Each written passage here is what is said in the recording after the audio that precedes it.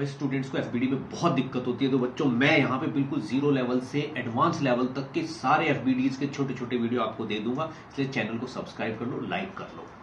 आइए अब देखते हैं ये वाला क्वेश्चन। इसमें पूछा गया कि ये दो ब्लॉक्स हैं और यहाँ पे टेंशन T2 बतानी है और यहाँ पे टेंशन T1 बतानी है। क्या है? तो बच्चों स्ट्रिंग है, स्ट्रिंग जिस चीज़ से जुड़ती है उसे अपनी तरफ खींचती है, ठीक है। और कितने फोर्स से जितना उसमें टेंशन, जैसे इसमें T1 है तो इसे ऊपर की तरफ खींचेगी, इसको नीचे, क्योंकि अपनी तरफ खींचना है, इसको ऊपर खींचेगी। अब मुझे बनाना है इसका एफबीडी बनाने के लिए क्या होता है, इसके डायग्राम को अलग से बना लो और टेंशन ऊपर लग रहा है तो ऊपर की तरफ T1 लिख लो। अब 3 kg है, 3 kg का mg भी नीचे लगेगा तो इसको 3 × g नीचे की तरफ लिख लो। अब एफबीडी की इक्वेशन बनानी होती है। इक्वेशन का मतलब क्या होता है बच्चों, सेकंड लॉ ऑफ न्यूटन लगाना होता है हमें, जिसमें नेट फोर्स किसी भी डायरेक्शन है उसी डायरेक्शन के मास इंटू एक्सेलरेशन के बराबर होता है। तो इसमें अगर मैं ऊपर की तरफ नेट फोर्स लगाऊंगा तो T1 ऊपर की तरफ है, 3g उल्टा है, this should be equal to 3 × 0 होना चाहिए। तो यहां से T1 की वैल्यू आपकी 30 न्यूटन आ जाती है अगर g की वैल्यू हम 10 लेते हैं। तो ऐसे ही ऊपर का, ऊपर वाले को देखो टेंशन T2 ऊपर खींच रहा है और टेंशन T1 नीचे खींच रहा है, इसके साथ साथ इसका mg भी लग रहा है नीचे, तो 20 या 2g इसमें नीचे लग रहा है। तो इसमें भी ऊपर की तरफ और नीचे की तरफ लगने वाले फोर्स में अगर देखेंगे तो एक्सेलरेशन इसका 0 है, क्योंकि लटका हुआ है तो एक्सेलरेशन 0 है, तो ऊपर का फोर्स T2 माइनस T1 और minus 2g is equal to 2 × 0 होगा। तो यहाँ पे T2 की वैल्यू आ जाएगी T1 प्लस